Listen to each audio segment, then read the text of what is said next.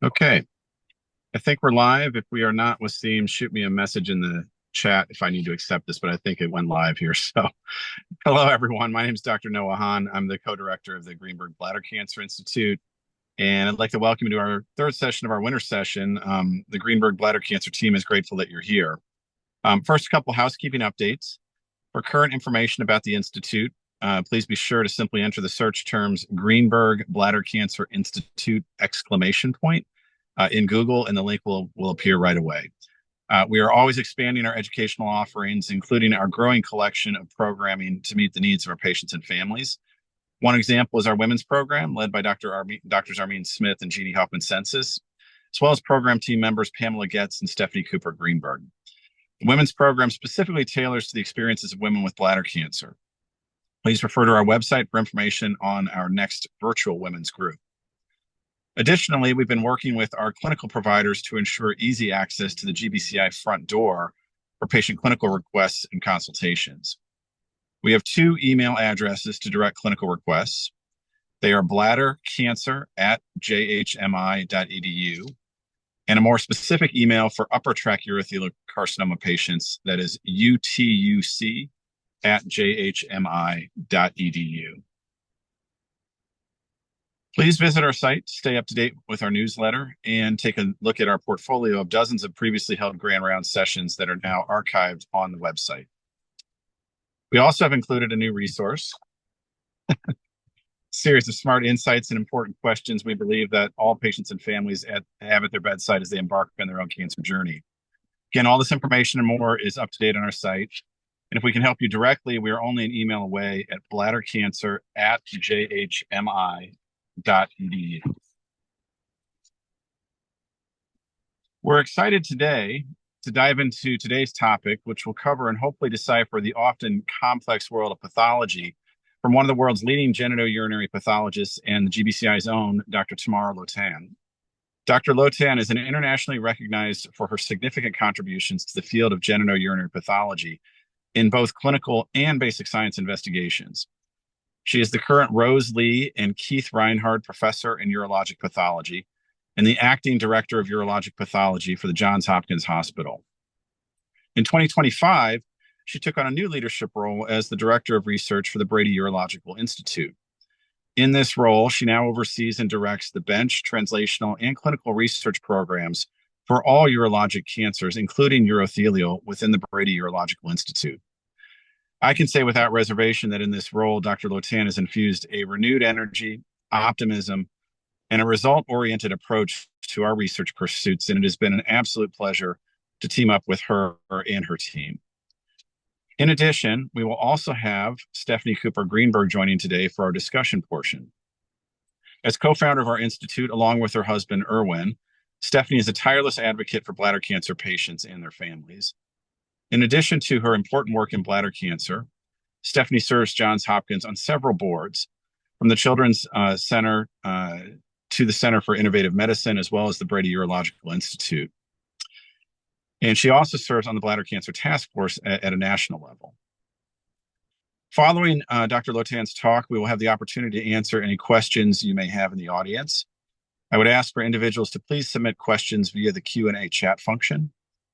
There will be an ample time for group discussion, and there are a few questions Stephanie has prepared in advance. Dr. Lotan's talk today is entitled From Pathology to Remedy, The Cells Tell the Story. I know I'm definitely looking forward to it. So with that, Tamara, I will turn the presentation over to you. Thanks. Fantastic. Thanks for that very kind introduction and for the invitation. I'm going to share my screen and get the... Okay, so hopefully that format looks okay. So it's really a pleasure to be here. I am a urologic pathologist, and I have a research lab which mostly works on prostate cancer. So that's my disclaimer up front, is that even among urologic pathologists, we're somewhat more subspecialized. I look at lots of clinical specimens of bladder cancer, but I do not work on that professionally as Dr. Hahn and others do. But nonetheless, I thought I'd give a little bit of a kind of an overview of what pathologists do, in regard to tissue processing and tissue diagnoses, and then show you, some of the work we do looking at bladder cancer samples. And again, this is something that I do fairly routinely. So the pathologist is really the doctor behind the scenes in cancer care, as many are probably aware.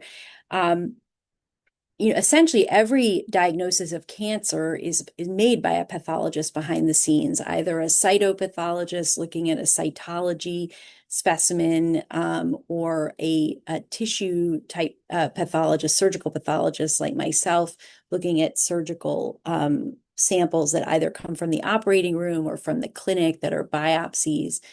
So pathologists receive the tissue from the urologists. In the case of bladder cancer, these are bladder biopsies or a transurethral resection of bladder tumor samples or TURBT samples, or cystectomy or cystoprostatectomy samples. So any tissue taken out is essentially taken to the pathology lab, and pathologists will actually look at this tissue without a microscope initially, and I'll show you that's called gross examination, sort of looking at the gross as opposed to the microscopic image of the tissue.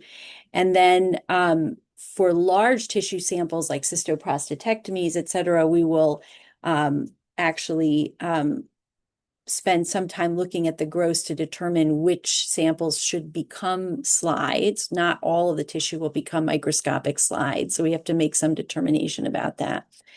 And for the smaller tissue samples, everything will become slides, and the tissue is then processed in the histology lab.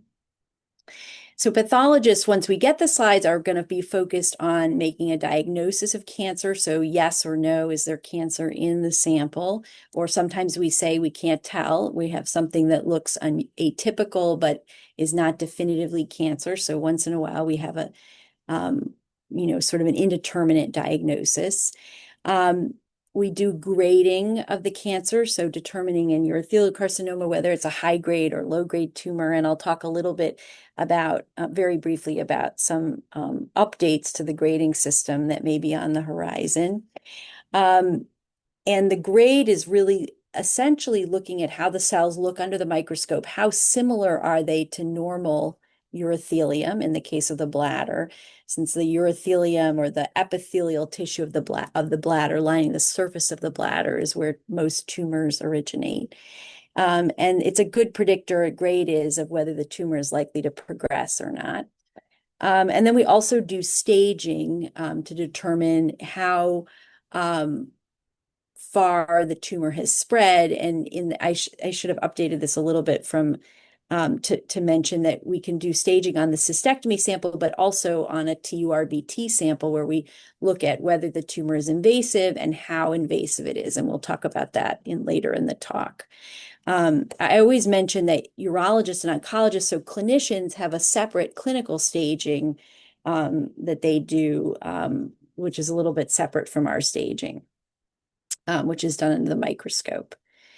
So this is what some of the gross samples look like that we receive in the laboratory. On the left is kind of a typical TURBT sample, which may be just many small chips of tumor. In this case, it might be a little papillary tumor.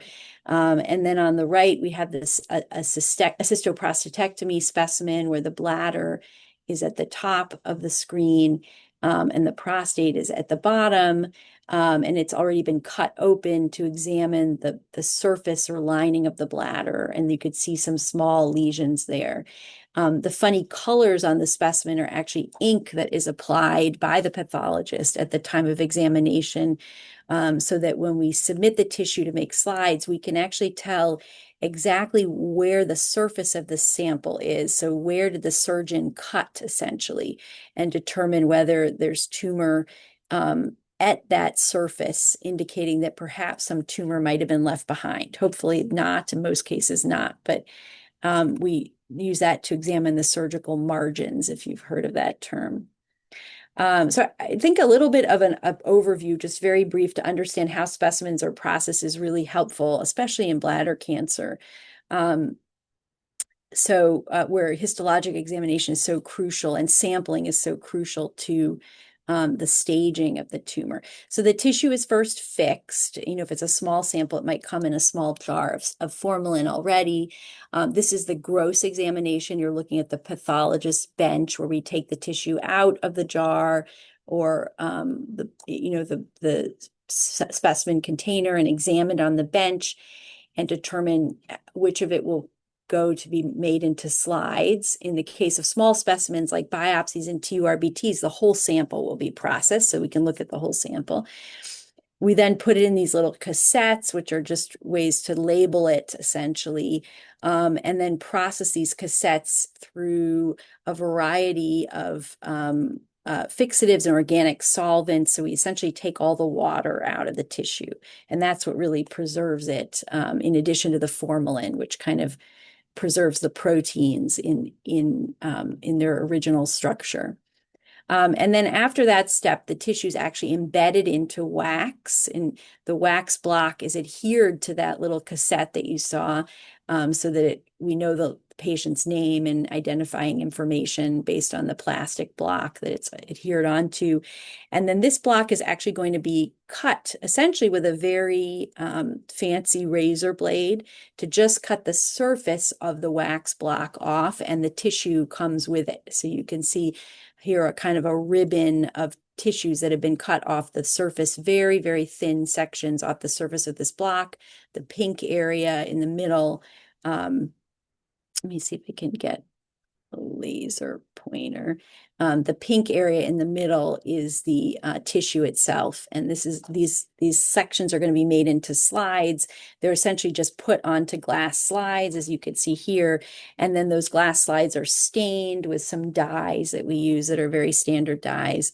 Unfortunately, here I'm showing you some prostate tissues, which are not relevant, but here's kind of, we're going to look at many of these samples. Here's what a typical bladder tumor will look like at very low power under the microscope on the right side of the screen. And so the dyes are what make the tissue pink and purple under the microscope, and they help us see the cells, individual cells in the tissue. And then we look at those under our microscope, essentially. So I put this schema because this is a little bit of an outline for how we'll go through some of the talk, but this is sort of how pathologists think about bladder cancer at the top, which is maybe a little bit different from the way clinicians, oncologists, and urologists think about bladder cancer. Clinical folks who are treating bladder cancer tend to think more about non-muscle invasive bladder cancer and muscle invasive bladder cancer. Those are very important clinical distinctions. And I guess at the pathology level, maybe because of the way we're trained across other organ systems, we tend to think more about a dichotomy between non-invasive cancers, and they can either be papillary urothelial carcinomas or flat carcinoma in situ or CIS, and invasive carcinomas. And those carcinomas can be non-muscle invasive or muscle invasive. So this kind of shows you that the split is a little bit different in our minds when we're looking at samples. And we think about these as being kind of a little bit biologically different categories. And then, of course, we have the grade. Within papillary, we can have high grade or low grade. Most flat, carcinoma in situs, by definition, are high grade. And then, of course, non-muscle invasive cancers, once they've invaded, can be high grade or low grade. They're much more commonly high grade, but there are rare low grade cancers that do invade, and the same thing for muscle invasive cancers. So this is, we'll go through the talk kind of looking at this dichotomy that I have on top here, thinking first about what do non-invasive bladder cancers look like, and then what do invasive bladder cancers look like. Okay, so we're going to talk first about carcinoma in situ, flat urothelial carcinoma in situ, or CIS. And I should mention that a lot of these images are from a colleague of mine who's a bladder cancer expert, Dr. Andres Matoso. So I've credited him where I've taken some images from his slides. Okay, so first of all, what does the normal urothelium look like?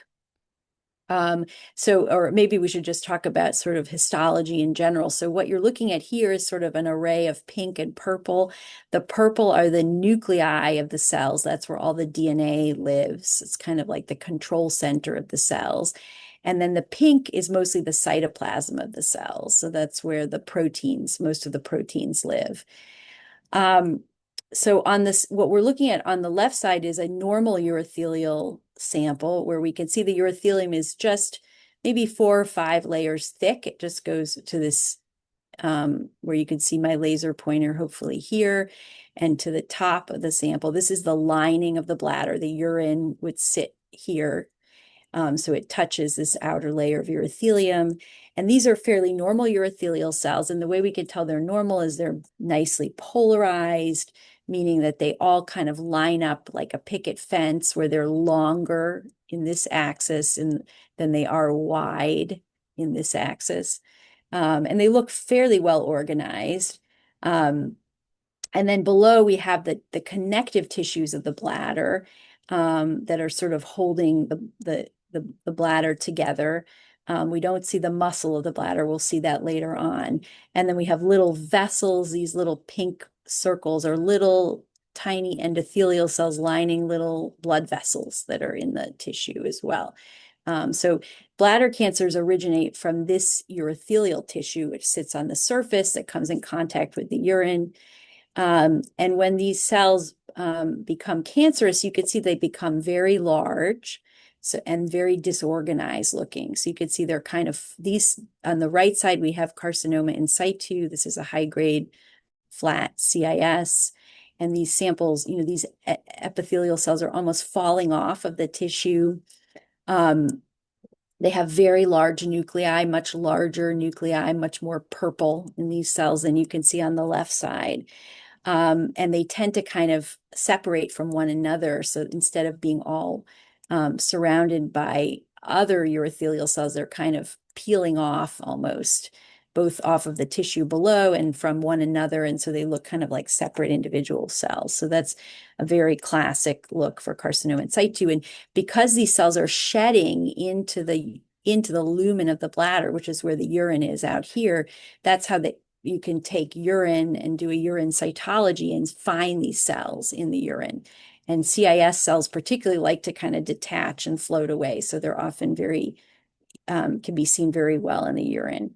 This is a very high magnification just of the urothelium with just a little bit of the stroma below. You can see here, this is another CIS image, where you could just see how disorganized and large and blue these cells are. So this is kind of a classic carcinoma in situ. And then once in a while, we see what looks like mostly normal urothelium. Again, you can see these small nuclei all kind of lined up like fish, sort of all swimming in the same direction. Those are normal urothelial cells.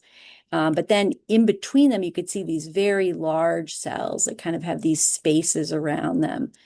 And they have these large, large nuclei. And this is another way that we sometimes see carcinoma in situ, flat CIS spreading, just as individual cells kind of spreading along the normal urothelium. Instead of replacing it, they're kind of sort of swimming within these seas of normal fish, so to speak. These are individual cancer cells kind of spreading along. So this is another appearance of CIS.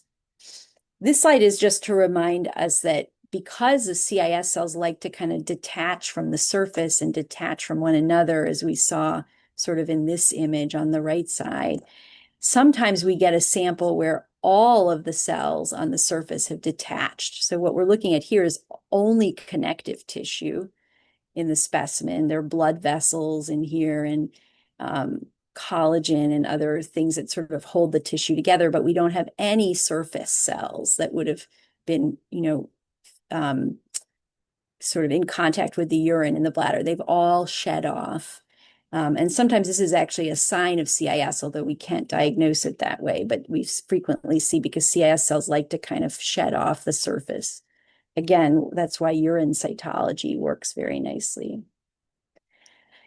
Sometimes we have samples where it's very difficult to tell if for sure we have CIS. So again, on the left, you'll recognize that same image of sort of normal bladder epithelium or urothelium. On the right side, here we're looking at a little bit of a thickened urothelium. It goes just from here to here and a little bit disorganized. These cells have very round nuclei instead of those sort of lined up fish-like nuclei.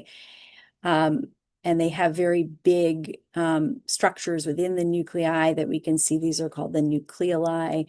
But there's also some inflammation, some little inflammatory cells, which you can just see at the edge here in this tissue. And so in this case, we actually can't tell for sure if there's CIS here or if it's just sort of inflamed, um, reactive tissue that's sort of reacting to the inflammation or the inflammatory cells that may be in here. And so sometimes we give a kind of an indeterminate diagnosis. And so if you've ever seen that on a pathology report, often that's because there's a lot of inflammation and we can't tell the difference between something that's normal and reacting to the inflammation or something that's cancerous, because sometimes those cells have similar features. We have stains that can help us. So we can actually, instead of staining the tissue with the traditional pink and blue stain, we can actually do a special stain that detects specific proteins. Here it's detecting a specific keratin protein in the urothelium.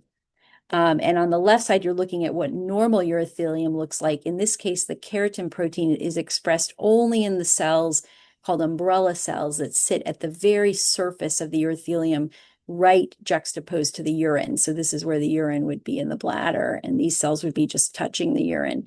And they normally are expressing this keratin protein. But none of the other urothelial cells, none of those little normal fish-shaped cells are expressing the keratin. In CIS, you can see, again, very disorganized urothelium. And in this case, the brown indicates that all of these cells are expressing this keratin protein. So that's a tool that can help us. It's not definitive, but it can help us if we're unsure whether something is reactive and normal or actually cancer. So we use some of those tools as well. Okay, so now we'll talk briefly about non-invasive papillary urothelial carcinoma. So this might be a sample we would see grossly. And, the papillary tumors are growing like these sort of finger-like projections on the surface of the bladder. And so when they come off, they look kind of like all sort of like little spaghetti pieces kind of all together.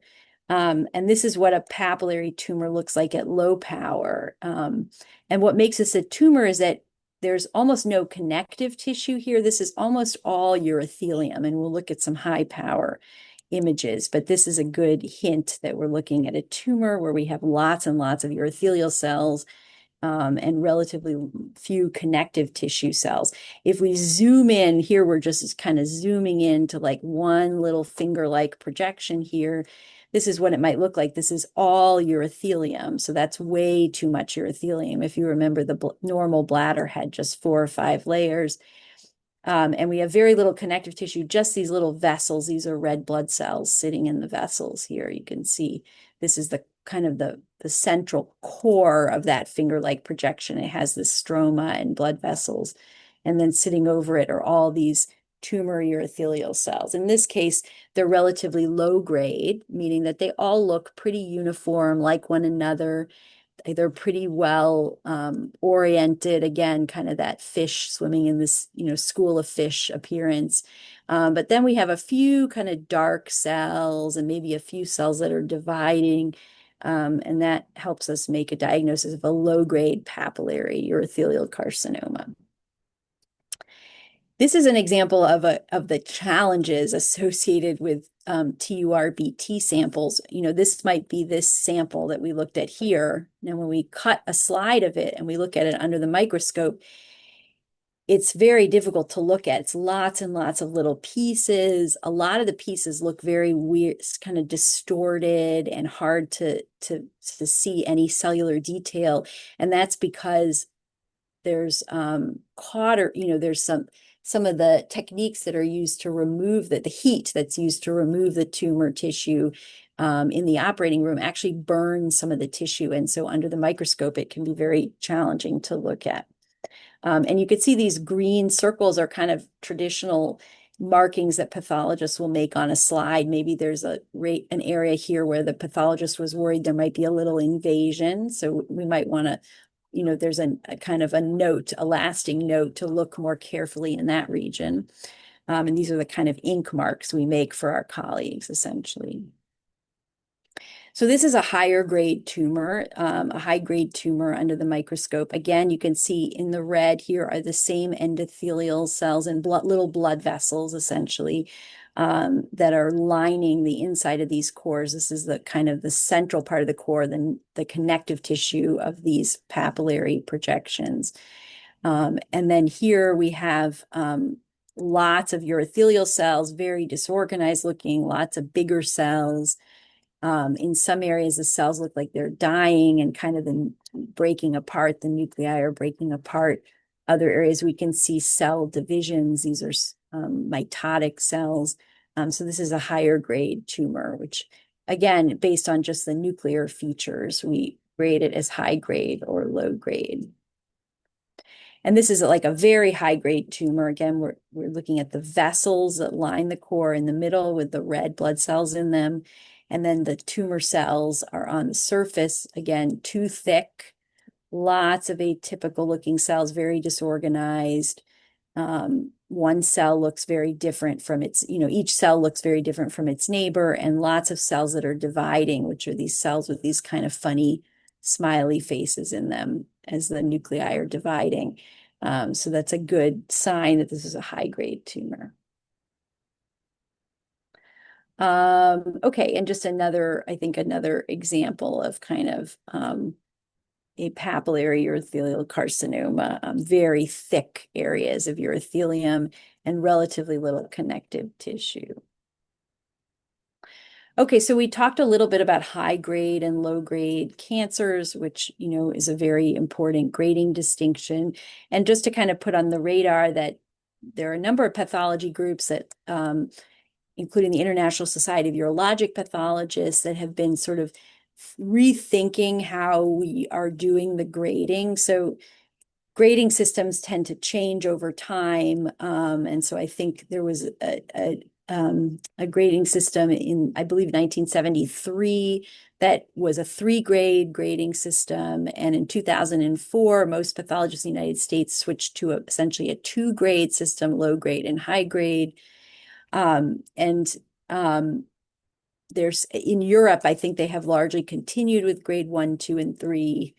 So there's some discordance between groups of pathologists, in different parts of the world. And so there's some question now whether US pathologists should return to the 3-grade system or adopt a hybrid system as being proposed in the gray here.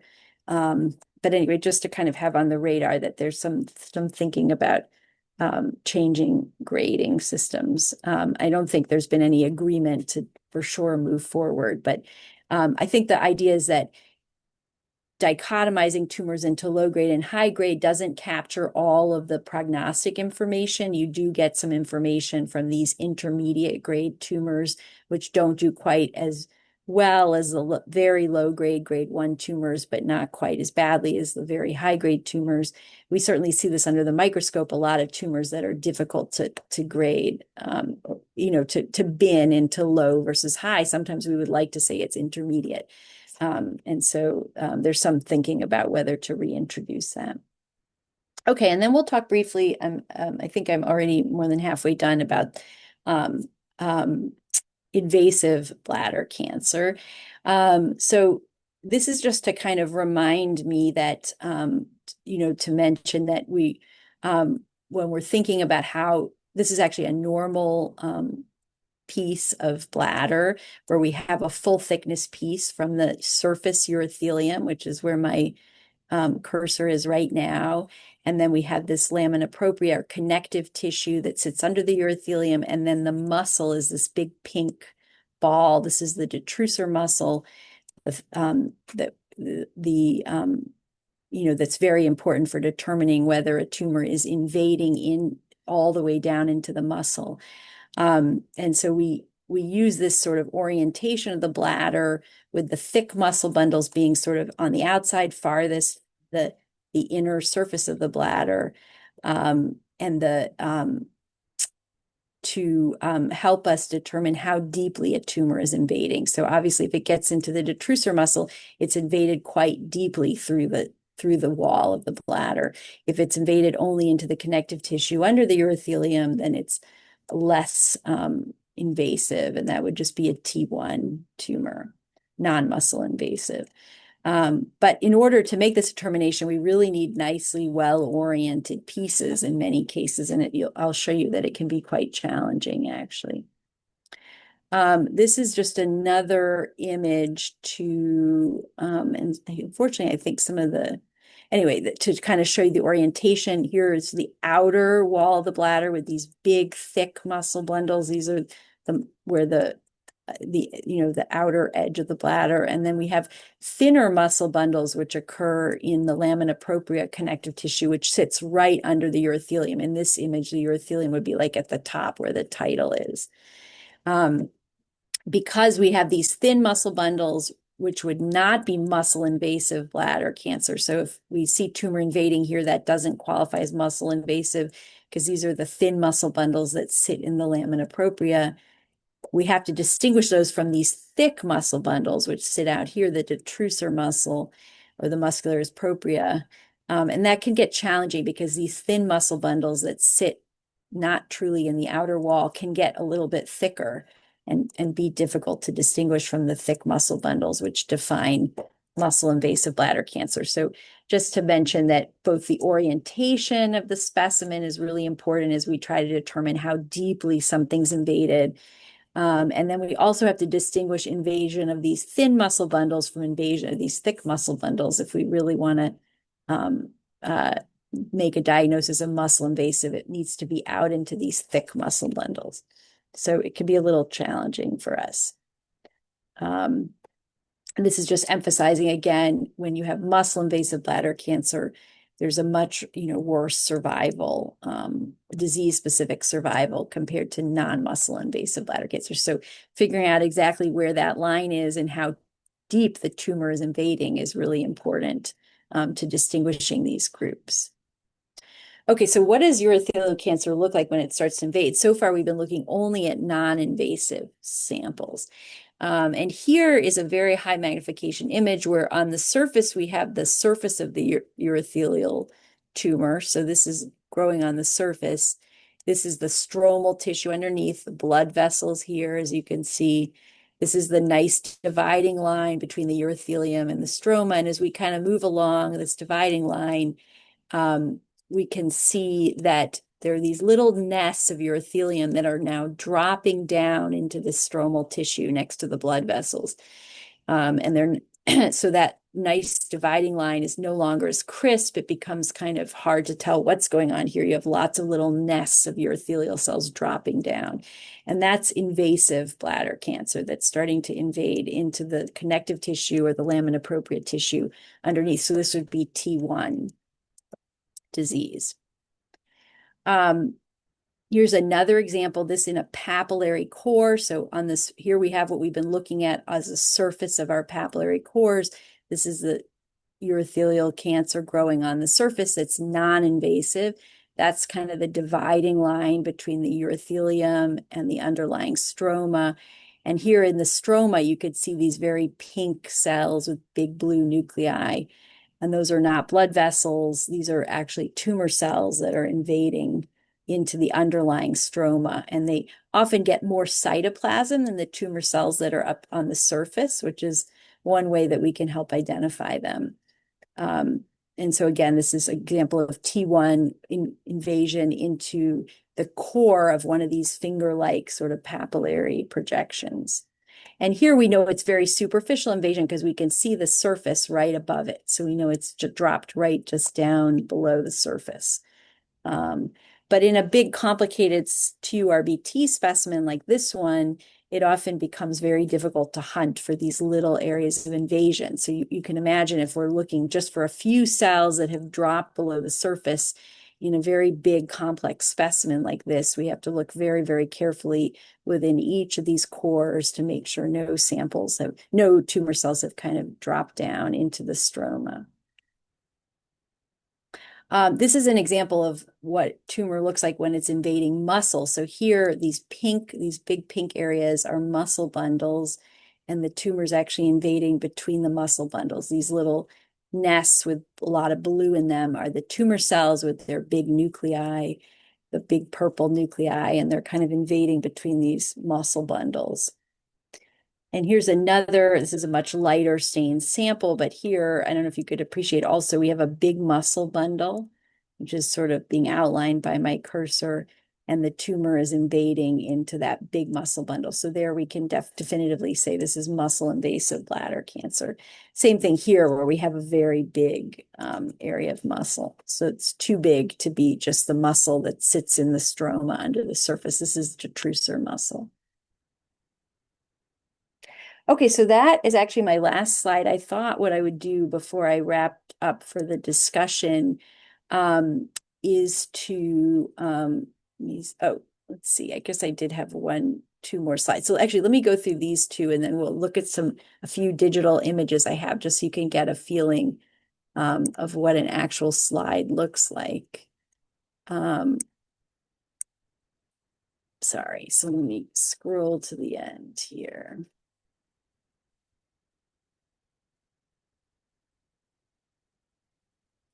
Okay. Just a quick note that Dr. Matoso had made in his slides that I think is very useful to review here, which is that, we really recommend that folks consider getting a second opinion for pathology. At a big center. It can be any large center that sees a lot of urologic pathology samples. And the reasons are, I think, some of the ones that I outlined on the previous slides, which is that it can be very challenging to determine how deeply the tumor is invading. So that's sort of the last point on this slide. If you might want to make sure that more than one pathologist agrees that there is truly muscle invasion or that there's absence of muscle invasion. For the reasons I showed you, it can be a little bit tricky to evaluate that.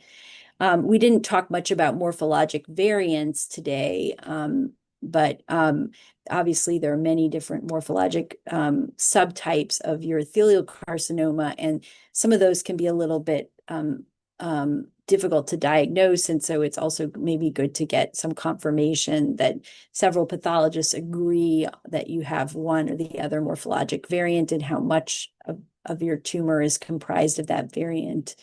And then, some discrepancies we see frequently on second opinion consults are, every year we have a couple cases where tumors that are benign are called cancer. So there are some benign tumors that can mimic urothelial carcinoma. One of them is called a paraganglioma, or at least a tumor that is potentially benign.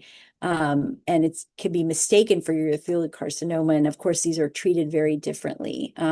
So it's always, these are kind of sobering cases that sort of remind us that it is important to get a second opinion.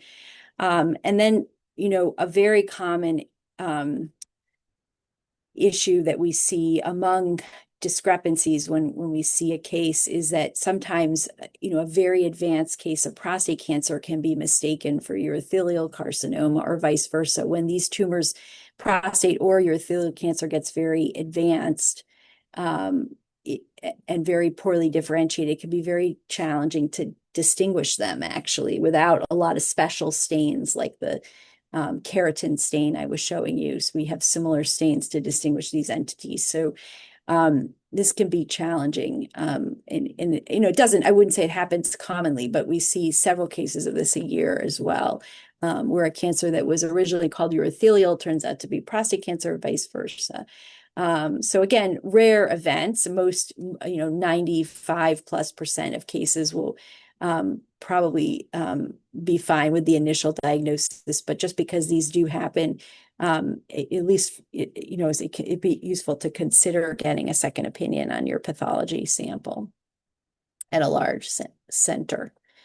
And then before we break to the slides, I just mentioned, and this is maybe more for a second talk or another talk, that there's a lot of new AI, artificial intelligence tools that can use the kinds of digital slides that I'm going to show you right now to make the diagnosis of cancer, to make predictions of whether a patient is likely to respond to a therapy, for example, here, response to BCG. And so there are a lot of tools that are really, I think, coming into the forefront now that will probably be useful moving forward, now that we can take that glass slide that I showed you in the beginning and actually digitize it. And once it's digitized, then it just becomes, pixels or data that can be examined by artificial intelligence tools, which can potentially get additional information out of the slide compared to the pathologist just visually examining it. Okay, so we'll take just 2 minutes and then break for the discussion, but I just wanted to show you a little bit about what does a digital slide look like.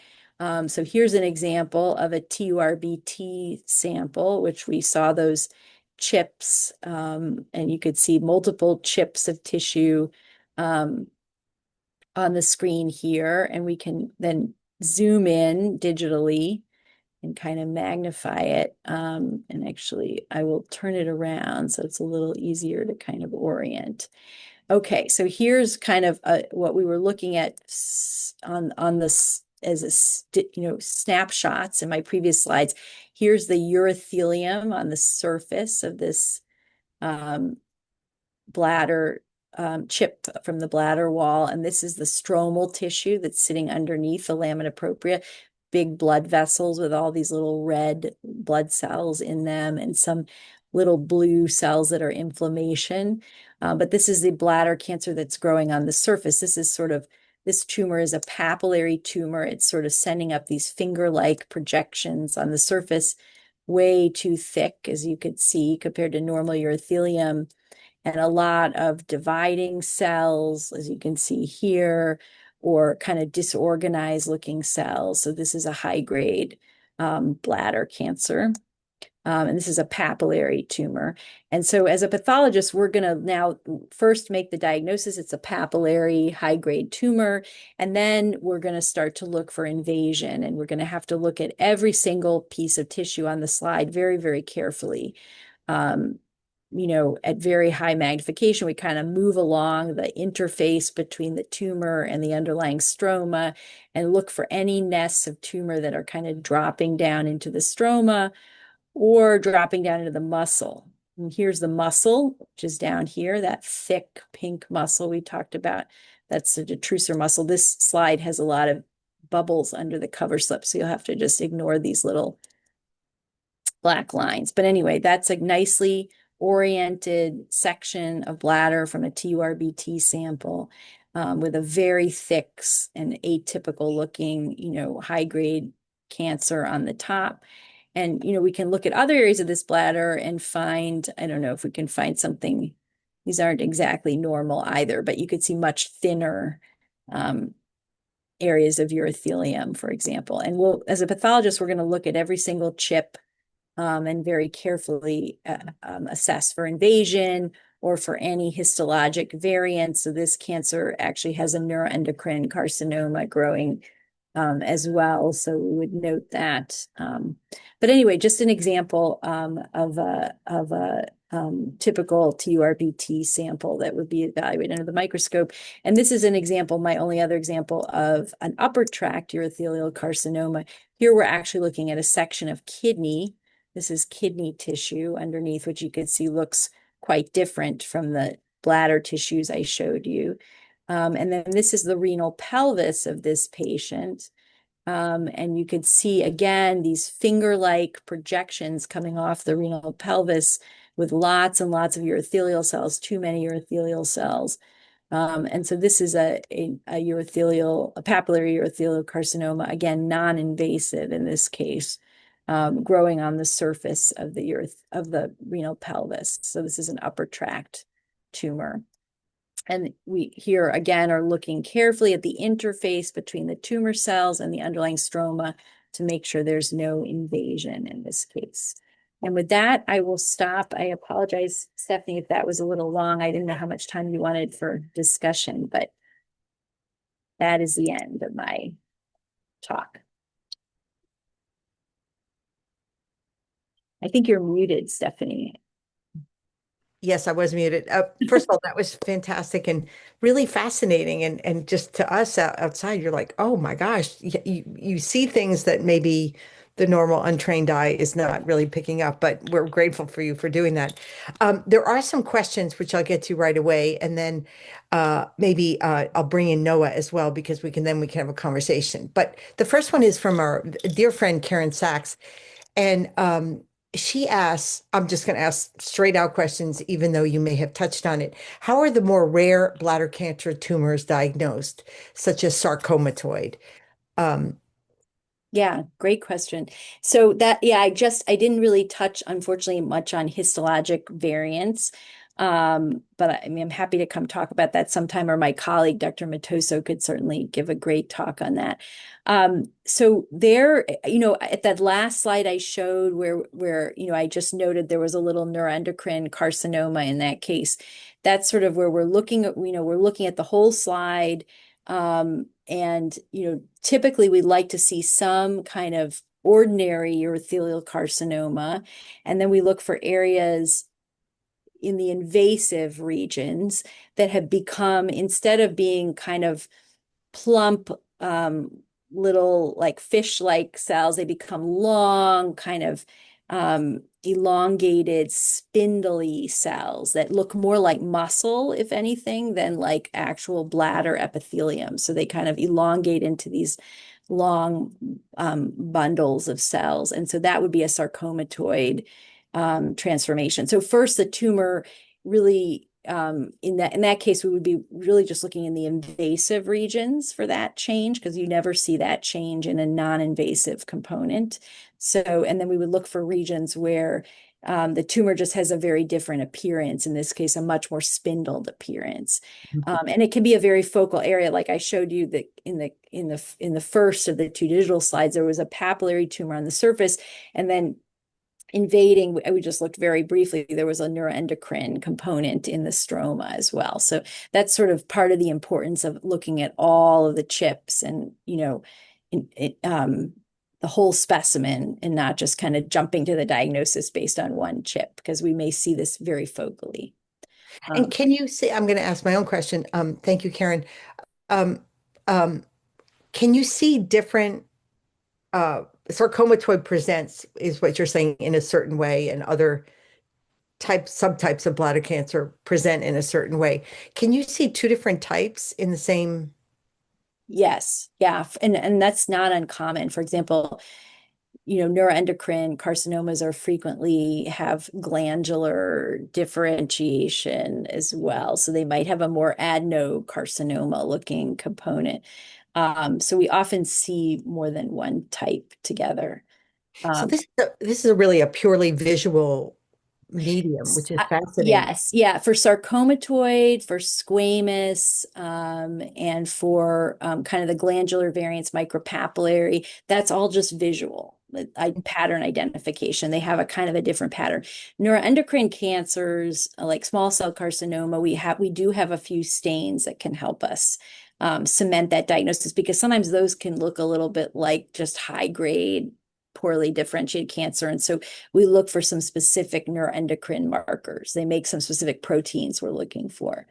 But yeah, it could be focal. It could be, you could have mixed types, and it sort of gets to the issue of sampling, right? You need a really good sample of the tumor, and you need to really look at it all carefully to make sure you're not missing, a little bit of variant or histology.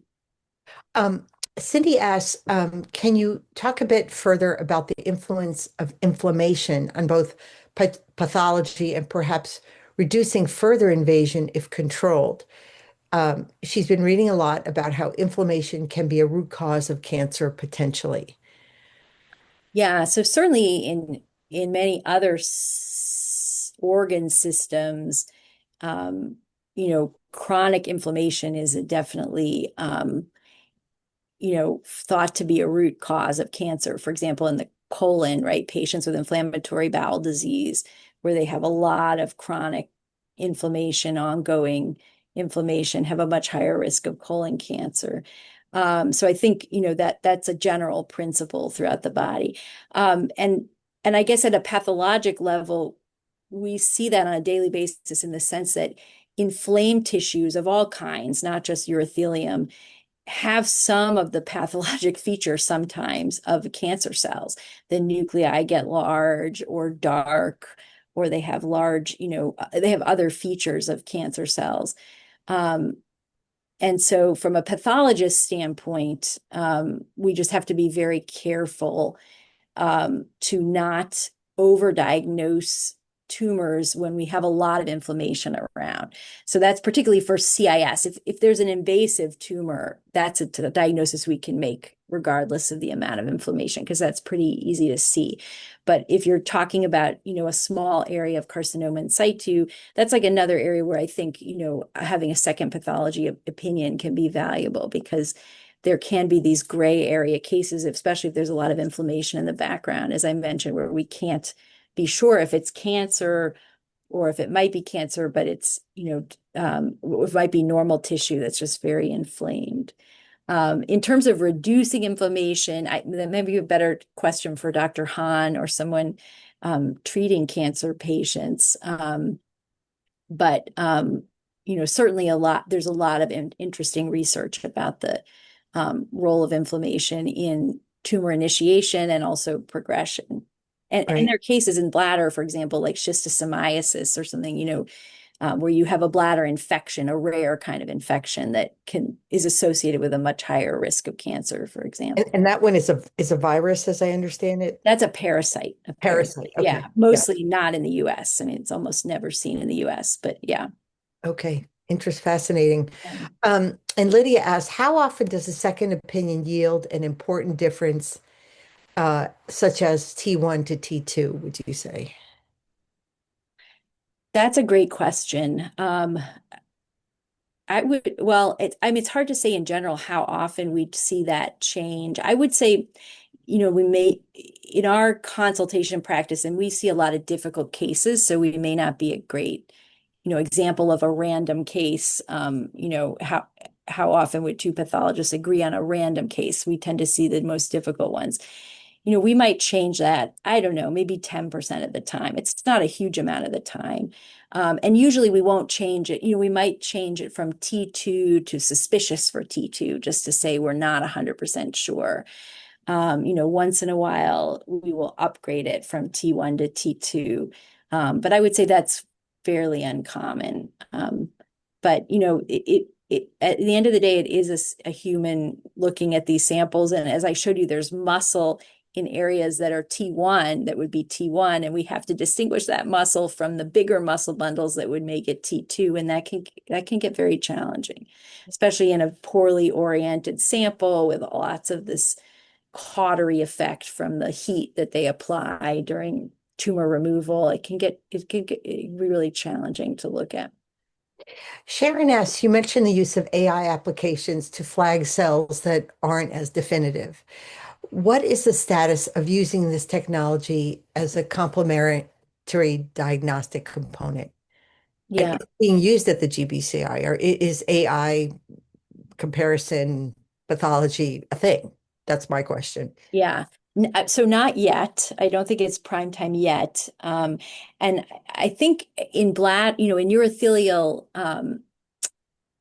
some of the most promising applications have been, and across tumor types, some of the most promising applications have been not even so much for diagnosis as for, so I would say two buckets. One is predicting which patient, so adding to the pathology read by adding additional information, maybe not grade or stage, but predicting whether a patient will respond to one therapy or another.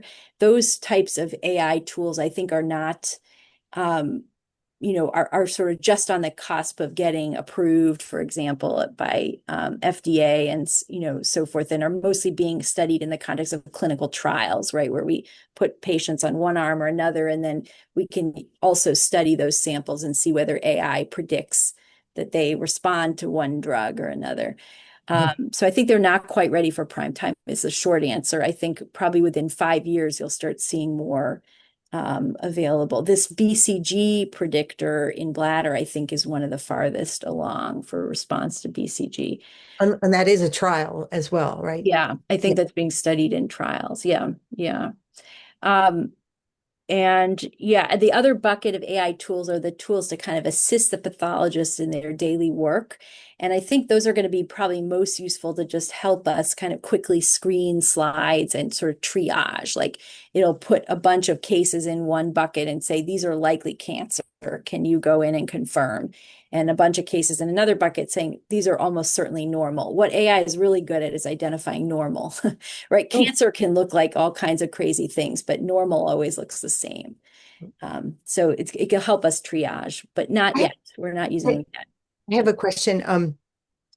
Just to close this out, you mentioned digital slides. Is that different from, they seem to be looked a little different. Are slides digital now, or like you stick them in a machine, or how Yeah, does that work? I'm really that's a fascinated great by question. technology here. And then we have more questions, and I'll be quiet. But this Sure, is sure. fascinating. And I have to say, this is sort of the territory like we just don't know anything about. I mean, it's hard enough to get bladder cancer and be diagnosed, but then the pathology part is like weirdly fascinating. And like the images are wondrous, really, but it's sort of taken for granted in a way, like that's what it said, and you just move on. But I love that we're highlighting the role of the pathologist and the fact that you look at slides for hours and hours on end, and or more than that, and how precise it has to be. So I'll be quiet. But No, no, are no. digital slides,